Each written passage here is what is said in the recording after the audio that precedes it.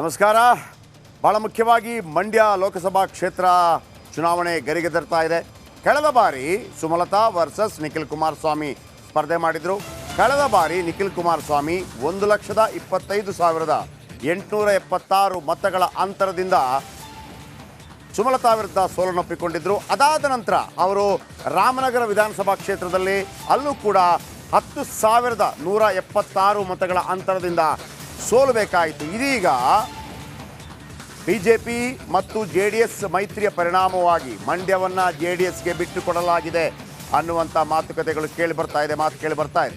ಬಹುಶಃ ಅಲ್ಲಿಂದ ನಿಖಿಲ್ ಕುಮಾರಸ್ವಾಮಿ ಅಭ್ಯರ್ಥಿ ಆಗ್ತಾರೆ. ನಿಖಿಲ್ ಕುಮಾರಸ್ವಾಮಿ ಅಭ್ಯರ್ಥಿ ಆದರೆ ಉಳಿದವರು ತನ್ನಿಂತಾನೇ ಹಿಂದಕ್ಕೆ ಸರಿಯುವಂಥ ಸಾಧ್ಯತೆ ಇದೆ.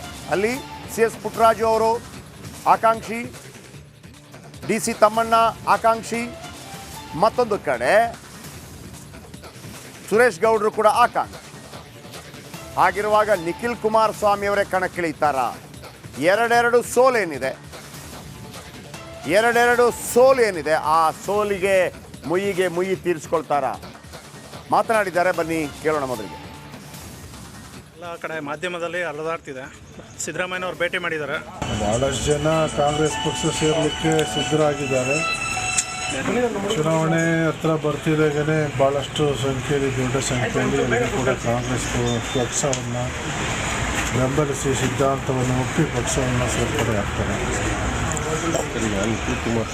ಯಾಕೆ ಇಲ್ಲಿ ನಮ್ಮಲ್ಲಿ ಯಾರು ನಡೆಸಲಿಲ್ಲ ಅಂತ, ಅಭ್ಯರ್ಥಿಗಳಿಲ್ಲ ಅಂತ, ಯಾಕೆ ಯಾವುದೋ ಬೇರೆ ಜಿಲ್ಲೆಯವರು ಯಾರೋ ಯಾಕೆ ಬರಬೇಕು? ನಿಂತ್ಕೊಳ್ಳಿ, ನಮ್ಮಲ್ಲಿರೋದು ಸಮರ್ಥರಿಲ್ವಾ JDS ಪಕ್ಷದಲ್ಲಿ? ಕಾರ್ಯಕರ್ತರು ಇಲ್ವಾ JDS ಪಕ್ಷದಲ್ಲಿ? ಆಗಿದ್ರೆ ಲೀಡ್ರ್ ಮಕ್ಕಳೇ ಬರಬೇಕಾ? ಎಲ್ಲ ಲೀಡ್ರ್ ಕುಟುಂಬಸ್ಥರೇ ಬರಬೇಕಾ? ಸ್ಥಳೀಯರಿಗೆ ಅವಕಾಶ ಕೊಡಿ. ಸ್ಥಳೀಯರು ಇಲ್ವಾ ಕಾರ್ಯಕರ್ತರು? ಯಾರು ಬಂದ್ರೂ ನಮಗೆ ಅದ್ರ ಬಗ್ಗೆ ಚಿಂತೆ ಇಲ್ಲ. ನಾವು ಸಮರ್ಥವಾದ ಅಭ್ಯರ್ಥಿ ಹಾಕಿ ಚುನಾವಣಾ ಫಲಿತಾಂಶ ನಾವು ತಗೊಳ್ತೀವಿ. ಹಣದಿಂದನೇ ಗೆಲ್ಲಬೇಕು ಅಂತ ಅಭ್ಯರ್ಥಿ ತರ್ತಾ ಇದ್ದಾರೆ ಅಂತ ಆರೋಪ. ಹಣದ ಪ್ರಶ್ನೆ ಇಲ್ಲ ರೀ. ಚುನಾವಣೆ ಕಾರ್ಯಕರ್ತರು ಮಾಡುವಂಥದ್ದು, ಜನ ಅದನ್ನು ಮತವನ್ನು ಹಾಕಿ ಗೆಲ್ಲಿಸುವಂಥದ್ದು. ಜನರ ಒಂದು ಅಭಿಪ್ರಾಯ ಕಾಂಗ್ರೆಸ್ ಪಕ್ಷದ ಪರವಾಗಿದೆ. ಇಂಥ ಒಂದು ಬರದ ಪರಿಸ್ಥಿತಿಯಲ್ಲೂ ಕೂಡ ಯಾವುದೇ ಎಫೆಕ್ಟ್ ಇಲ್ಲದೇ ಜನ, ಬಡ ಜನರು ಜೀವನವನ್ನು ನಿರ್ವಹಣೆ ಮಾಡ್ತಿದ್ದಾರೆ. ಅದಕ್ಕೂ ಕಾರಣ ಕಾಂಗ್ರೆಸ್ ಪಕ್ಷ, ಕಾಂಗ್ರೆಸ್ ಸರ್ಕಾರ, ಸಿದ್ದರಾಮಯ್ಯ DK ಶಿವಕುಮಾರ್ ಅವರ ಸರ್ಕಾರ. ಇವರು Kadaluru Uday first time MLA ಆಗಿರುವಂಥದ್ದು ಮಂಡ್ಯದಲ್ಲಿ DC ತಮ್ಮಣ್ಣ ಮದ್ದೂರಿನಿಂದ DC ತಮ್ಮಣ್ಣ ಗೆದ್ದು ಬರ್ತಾಯಿದ್ರು. ಆದರೆ ಒಂದು ವಿಚಾರ ಕದಲೂರು ಉದಯ್ ಬಗ್ಗೆ ಹೇಳಿಬಿಡ್ತೀನಿ ವೀಕ್ಷಕರೇ. ಪ್ರತಿ ಸಲ ಕೂಡ ಕುಮಾರಸ್ವಾಮಿ ಒಂದು ಮಾತನ್ನು ಹೇಳ್ತಾ ಇರ್ತಾರೆ. ಪ್ರತಿ ಸಲ ಕೂಡ ನನ್ನ ಸಮ್ಮಿಶ್ರ ಸರ್ಕಾರವನ್ನು ಉರುಳಿಸೋದಕ್ಕೆ ದುಡ್ಡನ್ನು ಬಳಸಲಾಗಿದೆ, ಅಲ್ಲಿ ದೊಡ್ಡ ವ್ಯಕ್ತಿ ಉದಯ್ ಅಂತ ಹೇಳ್ತಾ ಇರ್ತಾರೆ. ಆ ಕದಲೂರು ಉದಯ್ ಅಂದರೆ ಇವರೇ ನಂಬರ್ 1. ಎರಡನೇದು, ನಾರಾಯಣಗೌಡರು ವಾಪಸ್ ಬರ್ತಾ ಇದ್ದಾರೆ ಕಾಂಗ್ರೆಸ್ಗೆ. ನಾರಾಯಣಗೌಡರು JDSನಿಂದ ಕೂಡ ಆಯ್ಕೆಯಾಗಿದ್ದರು. ನಿಮಗೆ ನೆನಪಿರಲಿ, ನಾರಾಯಣಗೌಡರ ಉಪಚುನಾವಣೆಯಲ್ಲಿ ಇದೇ ಮಂಡ್ಯದಲ್ಲಿ ಚಪ್ಪಲಿ ಏಟು ಬಿದ್ದಿತ್ತು. ಆಮೇಲೆ ಬೊಂಬೈ ಮ್ಯಾನ್ ಅವರಿಗೆ ವಿಶೇಷವಾಗಿ ಅನೇಕ ಬಿಸ್ನೆಸ್ ಇದೆ. ಏರ್ಪೋರ್ಟ್ ಬಳಿ ಹೋಟೆಲ್ ಇದೆ, ಅನೇಕ ಹೋಟೆಲ್ಗಳಿದೆ ನಾರಾಯಣಗೌಡರಿಗೆ ಬಾಂಬೆನಲ್ಲಿ. ಹಾಗಾಗಿ ಬೊಂಬೈ ವಾಲ ಅಂತೇಳಿ ಟೀಕೆ ಟಿಪ್ಪಣಿಗಳಾಯಿತು. ಅವರು ಉಮೇದುವಾರಿಕೆ ಸಲ್ಲಿಕೆ ಮಾಡೋಕ್ಕೆ ಹೋದಾಗ ಅವ್ರ ಮೇಲೆ ಚಪ್ಪಲಿ ಎಸೆತ ಉಂಟಾಯಿತು. ಇದೆಲ್ಲವೂ ಇತ್ತೀಚೆಗೆ ನಡೆದಂಥ ಘಟನೆ ನಂಬರ್ 1. ಎರಡನೇದು, ಕದಲೂರು ಉದಯ್ ಅವ್ರಿಗೆ ಹೇಳ್ತಾ ಇದ್ದಾರೆ, ಅವರು ಬಂದರೆ ಒಳ್ಳೇದಪ್ಪ, ನಾರಾಯಣಗೌಡರು ಬಂದರೆ ಒಳ್ಳೇದು, ಯಾಕೆಂದರೆ ಅದರ ಫೋಟೋ ಲೀಕ್ ಆಯಿತು, ನಾವು ರಿಪಬ್ಲಿಕ್ ಕನ್ನಡದಲ್ಲಿ ತೋರಿಸಿದ್ವಿ. ನಂಬರ್ 1 ಜಾಸ್ತಿ ಆಗುತ್ತೆ ಅಂತೇಳಿ.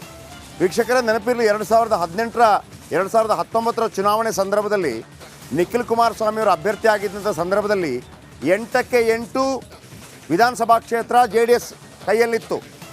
ಲೋಕಸಭಾ ಕ್ಷೇತ್ರ ಅಂತ ಹೇಳುವಾಗ ಪಕ್ಕದ KR ನಗರ ಕೂಡ ಲೋಕಸಭಾ ಕ್ಷೇತ್ರಕ್ಕೆ ಬರುತ್ತೆ. ಹೇಳಿರ್ಬೋದು, ಲೋಕಸಭಾ ಕ್ಷೇತ್ರ ಚುನಾವಣೆ ಆದಾಗ KR ನಗರ, ಸಾರಾ ಮಹೇಶ್ ಕೂಡ ಅಲ್ಲಿಂದ ಗೆದ್ದಿದ್ರು. ಈ ಬಾರಿ ಗೆದ್ದಿಲ್ಲ, ಈ ಬಾರಿ ರವಿಶಂಕರ್ ಗೆದ್ದಿದ್ದಾರೆ. ಈ ಬಾರಿ ಒಂದೇ ಇರೋದು JDS, ಆದರೂ ಕೂಡ ಕಣಕ್ಕಿಳಿಸ್ತಾರ ಅಂತ.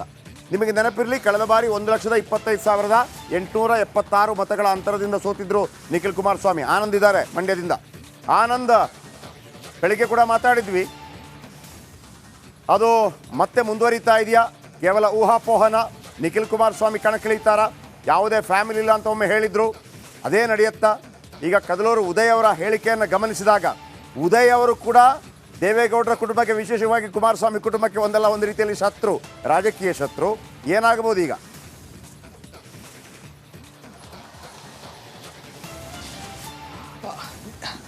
ಜಯಪ್ರಕಾಶ್ ಶೆಟ್ಟಿ ಈ ಬಾರಿ ಮಂಡ್ಯ ಕ್ಷೇತ್ರವನ್ನು ಗೆಲ್ಲಲೇಬೇಕಾದಂಥ ಪರಿಸ್ಥಿತಿಯಲ್ಲಿ JDS ಇದೆ. ಯಾಕೆಂದರೆ ಕಾಂಗ್ರೆಸ್ ಈಗಾಗಲೇ ಏನು ಮಂಡ್ಯ ಜಿಲ್ಲೆ ಸೇರಿದಂತೆ ಮೈಸೂರು ಜಿಲ್ಲೆ ಅಂದರೆ 8 ಕ್ಷೇತ್ರಗಳಲ್ಲಿ ದರ್ಶನ್ ಪುಟಾಣೆ ಸೇರಿದಂತೆ 7 ಕ್ಷೇತ್ರದಲ್ಲಿ ಗೆದ್ದಿದೆ. ಹಾಗಾಗಿ ಈ ಬಾರಿ ಏನಾದರೂ ಲೋಕಸಭೆ ಚುನಾವಣೆಯಲ್ಲಿ JDS ಸೋತೋದ್ರೆ ಆ JDS ಅವನತಿನೇ ಶುರುವಾಗೋಯ್ತು ಮಂಡ್ಯ ಜಿಲ್ಲೆಯಲ್ಲಿ ಅನ್ನೋ ಮಟ್ಟಿಗೆ ಚರ್ಚೆ ಆಗ್ತದೆ. ಹಾಗಾಗಿ ಈ ಬಾರಿ ಗೆಲ್ಲಲೇಬೇಕಾದಂಥ ಒತ್ತಡದಲ್ಲಿ JDS ಇದೆ. ಹಾಗಾಗಿ ಕಳೆದ ಬಾರಿಯ ಸೋಲಿನ ಅನುಕಂಪವನ್ನು ಇಟ್ಕೊಂಡು ನಿಖಿಲ್ ಕುಮಾರಸ್ವಾಮಿ ಅವ್ರನ್ನ ಕಣಕ್ಕಿಳಿಸಿ ಈ ಬಾರಿ ಗೆಲ್ಲೋ ನಿಟ್ಟಿನಲ್ಲಿ ಪ್ರಯತ್ನಗಳಾಗ್ತಾ ಇದೆ. ಅದರ ಭಾಗವಾಗಿ ಮುಂದಿನ ವಾರ ಅವರು ಮಂಡ್ಯ ಪ್ರವಾಸವನ್ನು ಇಟ್ಕೊಂಡಿದ್ದಾರೆ. 8 ಕ್ಷೇತ್ರಗಳಲ್ಲಿ ಪ್ರತಿದಿನವೂ ಒಂದೊಂದು ದಿವಸ ಒಂದು ಸಂಘಟನೆ ಕಾರ್ಯದಲ್ಲಿ ತೊಡಗಲಿದ್ದಾರೆ. ಆ ಮೂಲಕ ನಾನು ಮಂಡ್ಯದಿಂದ ಸ್ಪರ್ಧೆ ಮಾಡ್ತೀನಿ ಅನ್ನೋ ಒಂದು ಸಂದೇಶವನ್ನು ರವಾನೆ ಮಾಡಲಿದ್ದಾರೆ. ಈ ಒಂದು ಸ್ಪರ್ಧೆ ಅಂದರೆ ನಿಖಿಲ್ ಸ್ಪರ್ಧೆ ಮಾಡ್ತಾ ಇರುವ ಒಂದು ವಿಚಾರ ಕಾಂಗ್ರೆಸ್ನವರ ಟೀಕೆಗೆ ಅಸ್ತ್ರವಾಗಿ ಸಿಗ್ತಾ ಇರುವಂಥದ್ದು. ಅದರಲ್ಲೂ ಕೂಡ ಕದಲೂರು ಉದಯ್ ಒಂದು ರೀತಿ JDS ಅನ್ನೋದಕ್ಕಿಂತ ಕುಮಾರಸ್ವಾಮಿ ಅವರ ಕಟ್ಟ ವಿರೋಧಿ ಅಂತಲೇ ಹೇಳ್ಬೋದು.